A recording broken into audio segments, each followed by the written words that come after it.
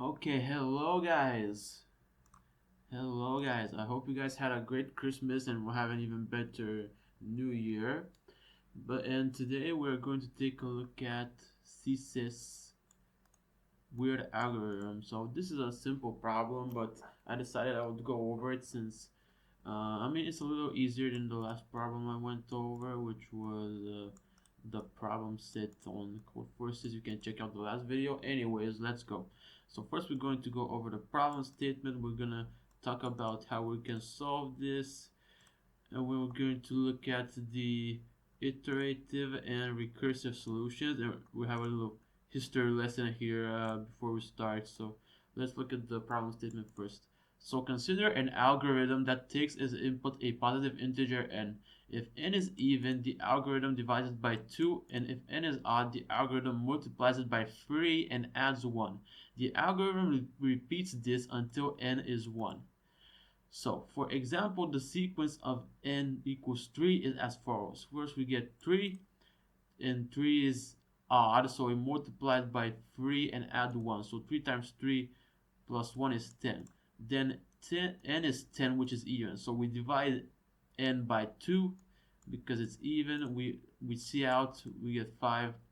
Then 5 is odd, so we multiply 5 by 3, that's 15 plus 1, we get 16, and so on. Then we get 8, 4, 2, these are all even, and then we get 1 and we stop. And our task is to simulate the execution of the algorithm for a given value of n. The only input line contains an integer n. Print a line that contains all values of n during the algorithm. Okay guys, these are our constraints. So n will fit in an integer if we're just taking it as input, but I use long because when we do those multiplications, there's a high chance that this won't fit in a regular int.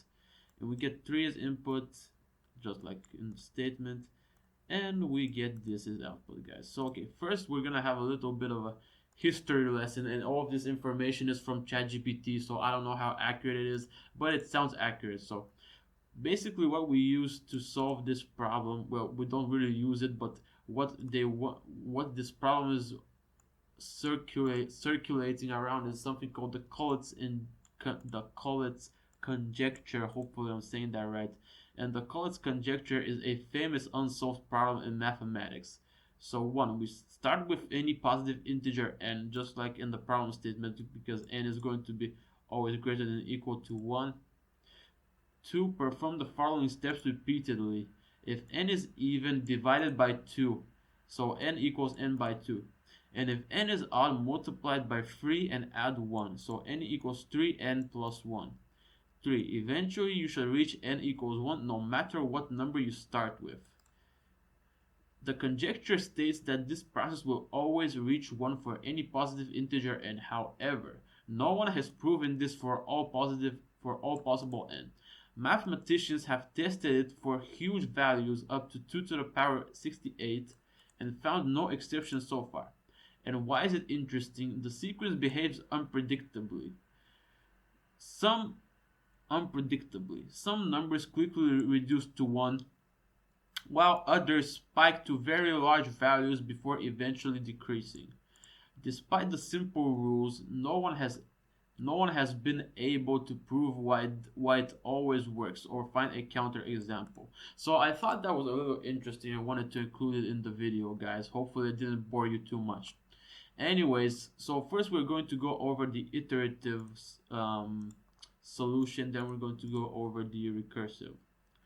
So yeah, we get our n, right? We get n as input, and basically we get, so first we see out n. So if n is 3, like in the example case, first we see out n. Then when n is 1, we want to break, right? We want to end the loop.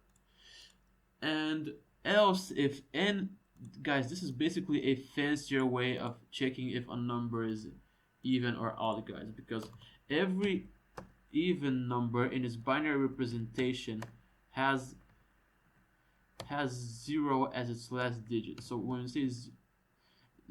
we say this and 1, so this is the number 2, guys, in binary, right? Guys, this is a number 2 in binary. So when we say 2 and 1, we get 0, guys. And by saying not by saying not 0 1 0 and 1, this is going to equal to 1, guys. Okay, because not of 0 is 1. And with else we have, so if this number is even, we apply the even operation, which is if n is even, divided by 2. And else if it's odd, we apply the odd operation, which is n equals n times 3 plus 1, guys. Okay, so that's basically it, guys. And guys, if n is 3, so this is 3 and 1, we're going to get 1, guys. Okay, because okay, guys, 0 and 1 is 0, and 1 and 1 is 1, guys. Okay, so that's why we do this. Okay, guys, so continue with the example. First we have 3, so we see out 3, guys. And then, is 3 even? Well, no, it's not. So we go n equals n times 3 plus 1, which is n equals 3 times 3 plus 1, which is 10, guys. So on the next loop, we print 10. Okay, and 10 is even, so we divide n by 2. So n divide equals by 2. This is the same as saying n equals n divide 2. Okay, so alright, well, that should be a little simpler. So then we get 5 when we divide 10 by 2, and we see out 5, right? Then n is odd again, so we apply this operation. So 3 times 5 is 15, plus 1 is 16, guys. Then we see out 16. Then n is even again, so we divide 16 by 2, and that is 8. So we see out 8, guys. Then 8 is even again. We divide 8 by 2, and that is 4. We see out 4, guys. Then 4 is even. We divide 4 by 2, and that is 2. We see out 2, guys.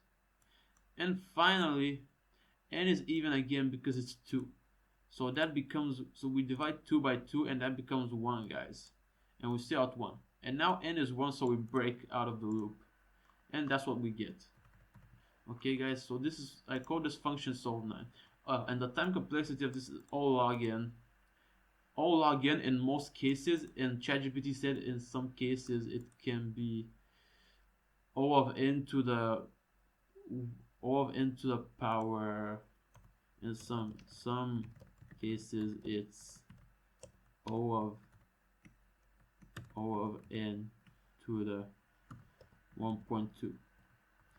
So yeah, and the space complexity for this is obviously O of 1, since we're not really using any data structures or anything to store anything like arrays or stuff like that. And in here the space complexity is O log n, because obviously we're making function calls on the stack, and we're taking up space on the stack. But we'll get to the recursive solution in a bit. Let's run the iterative solution, guys. So we're going to run it. We'll run this and submit it. So we're going to, okay, guys, so we see the input is good here. Now let's submit. So let's choose our file, and it automatically recognizes this is C++ file, so I think that's pretty nice. And as we can see, guys, all 14 tests pass, so that's good. Okay, guys, so now we're going to go over the recursive solution for this, guys. So it is basically similar to the iterative approach. If n is equal to 1, we're just going to see out n and return. Else we're going to see out n as usual. And if n is even, we're going to divide n by 2.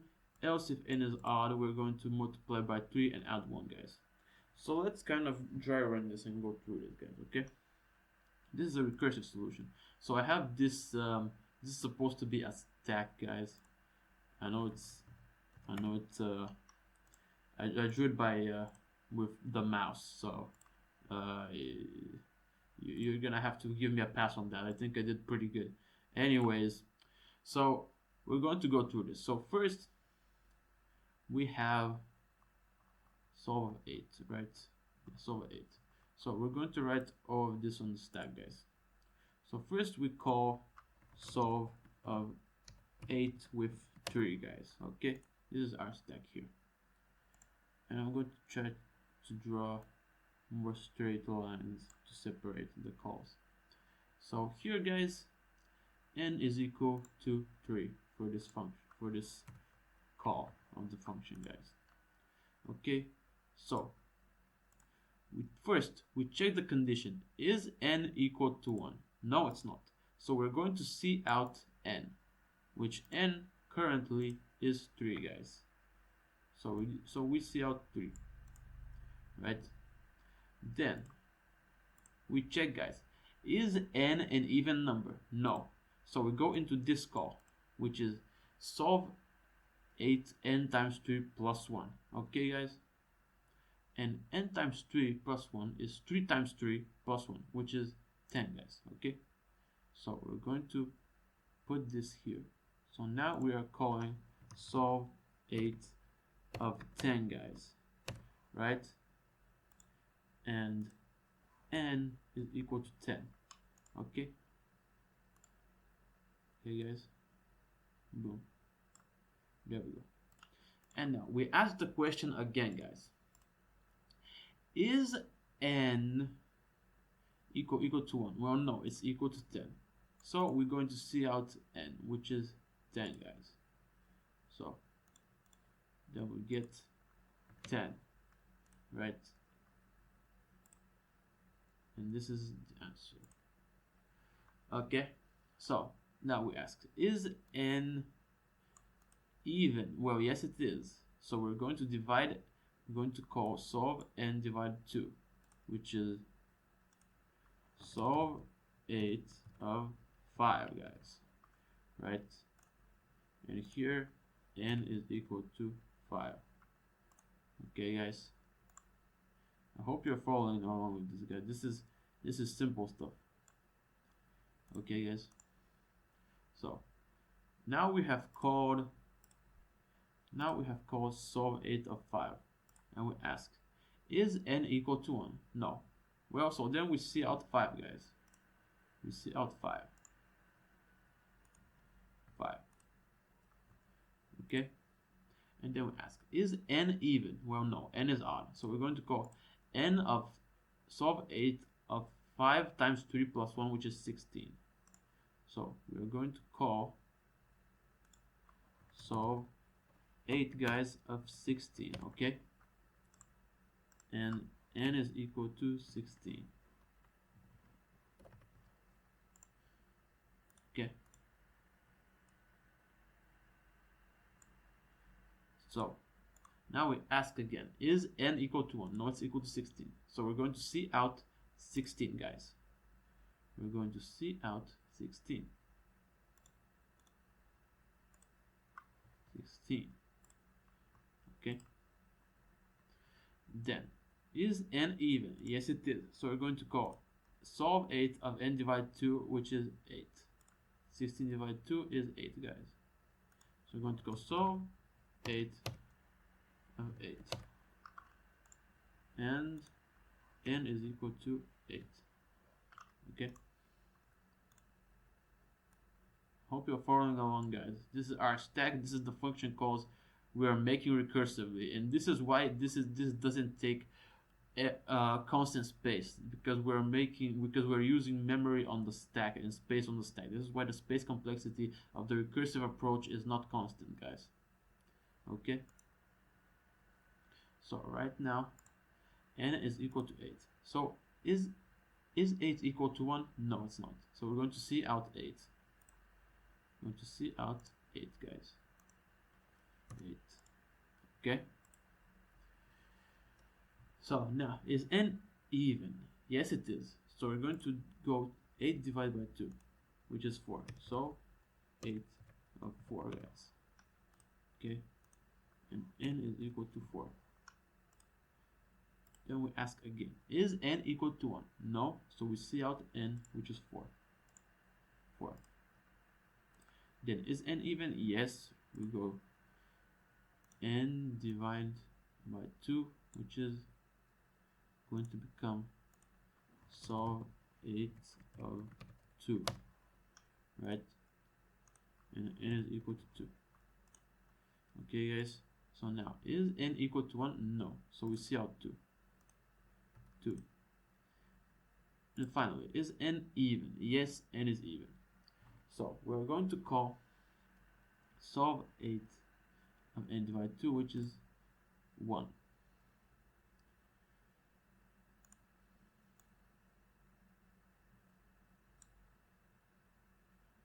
So we call solve 8, solve 8 of 1. Okay, guys, and n is equal to 1. Okay, so now finally we're asked, is n equal to 1? Yes. So first we see out 1, guys. We see out 1. We get the output 3, 10, 5, 16, 8, 4, 2, 1. And this is the correct output, as you can see. 3, 10, 5, 16, 8, 4, 2, 1, guys. Okay, and now we return, guys. We return, and when do we, and where do we return from, guys? When we return, we go out of the last thing which was popped here, which was on the stack. So we're going to return from here, guys. Okay, we're going to return from here, and we're going to reach the bottom. When we return, when the function returns, it means it reaches the bottom of the function. It goes here. Okay, guys. So yeah, we return from this, and this means that we're going to pop this off the stack, guys. So that's not there anymore. Actually, I'm going to take the eraser. Okay, guys, I'm going to take the eraser. That is no longer there, guys. That is no longer there. Okay. So that is no longer there. Right? Then we go to the next thing we have. Solve 8 of 2. So that's an even number. So this pops out of here as well, guys. So we return from this, and we are done. We are done with this. We don't need this on the stack anymore, guys. So we remove this as well. Okay. Actually, I think I'm going to use the lines because it's easier. Okay, guys. This. Okay, guys. Then what is n? It's even. So we pop out of the same place and we remove these, right? N is even. We pop out of the same. We pop from the stack. We remove these. N is even. We pop from the stack. We remove. Okay, guys. Now n is odd. N is odd, which means we're going to return from here. We're going to return from here, guys. It returns. It goes out of the stack. Pop. Boom. Then n is even. N is even, guys. Right? So we return from here. We return from this part, and we remove from the stack, guys. Boom, boom. Finally, the first call, which is actually made in the main function, guys. So we return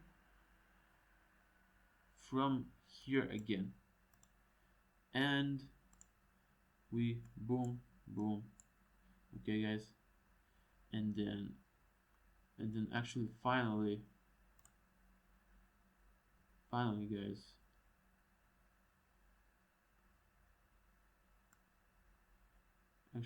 finally solve